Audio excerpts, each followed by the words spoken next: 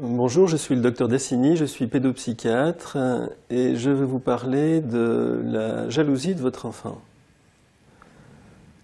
Je crois qu'il est utile de rappeler que tous les enfants sont jaloux.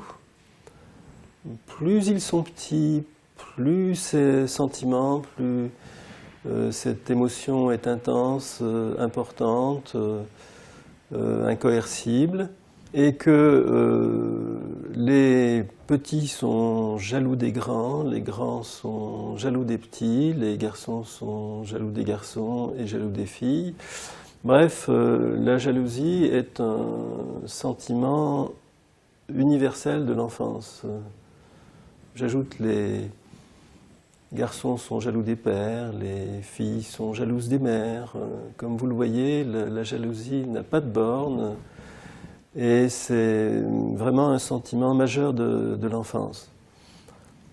Alors comment la gérer? Je crois que la meilleure manière de la gérer, c'est de la reconnaître et c'est d'en percevoir l'intensité. J'ai vu un certain nombre de parents qui, parce qu'ils avaient trop appris à refouler dans leur enfance leur propre sentiment de jalousie, parce que ils étaient trop marqués de négatif, avaient du mal à le reconnaître chez leurs enfants.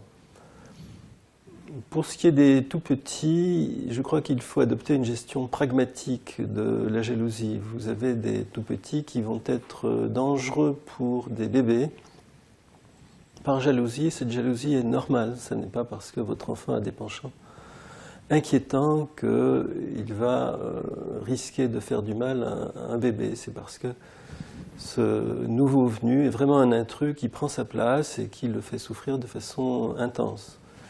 Il est par conséquent important de réaliser cela et de surveiller étroitement les relations entre les bébés et les petits parce que ça peut poser des problèmes.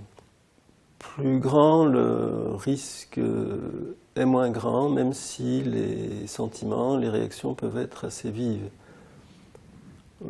Je crois que le fait d'adopter cette attitude, une attitude plutôt patiente face à la jalousie, ne pas trop réprimer l'expression de la jalousie, simplement lui donner des limites acceptables, qui sont les limites normales de la violence, suffit à gérer la jalousie. Et il y a une attitude qui était employée il y a longtemps pour essayer de dissuader les enfants d'être jaloux ou même d'exprimer leur jalousie. Ça consistait à la condamner comme un sentiment inacceptable.